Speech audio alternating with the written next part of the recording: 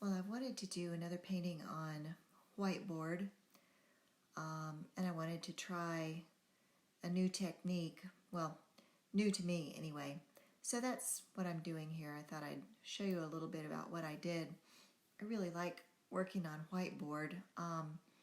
It's already got a built-in white smooth surface, and I really like the way the inks move on it and blend together and all. It's really fun to work with, and this is a nice big piece. This is like I don't know, 22 by 30 or something like that. And I'm using Copic Aubergine ink. It's actually prettier in person than it shows up on film. But anyway, so with this technique, you can see I'm kind of stopping to think here what I'm going to do next. I sometimes struggle with composition, so I'm trying to figure out where to put the next section. But so I'm going to put down a pool of isopropyl alcohol and then 1 drop of the ink. And I always have to pick up my whatever I'm working on, whether it's a board or a piece of paper, whatever I'm painting on. I have to be able to pick it up. And here I'm just I was swirling the ink around a little bit, just getting that isopropyl alcohol to break down the ink a little bit, spread it out a little bit, and then I blew it with my breath to break it up. And now I'm using the hair dryer to dry it, and I like to tilt the board or the paper up. That gives me really nice ripples, which you can't see really well right here, but in a close-up you could see really nice ripples.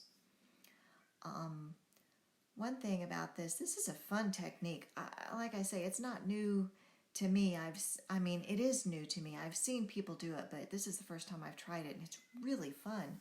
So one thing about it is, if you're going to try this, and you want the little nice soft fades at the edge, make sure that you keep the ink away from the back edge of the isopropyl. In other words, blow the alcohol into the ink and move it in toward the center. And that way you get those nice fades on the outside. And as I was watching this back, I could have kicked myself. I don't know why I didn't add pinata brass or some other metallic to the ink, because what I ended up with was no metallic in this painting, because I couldn't go back in and add it afterwards because I would have messed up my nice ripples and fades that I had. So lesson learned. I don't know why I did that. I even had the pinata brass sitting out there.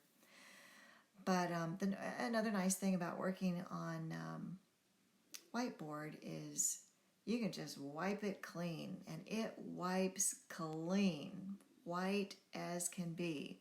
So this was kind of just a practice, I guess, tonight. So tomorrow I'll go in and wipe it off and start over, and maybe I'll film that one too, and maybe I'll remember to add the brass, and I'll get better as I go along.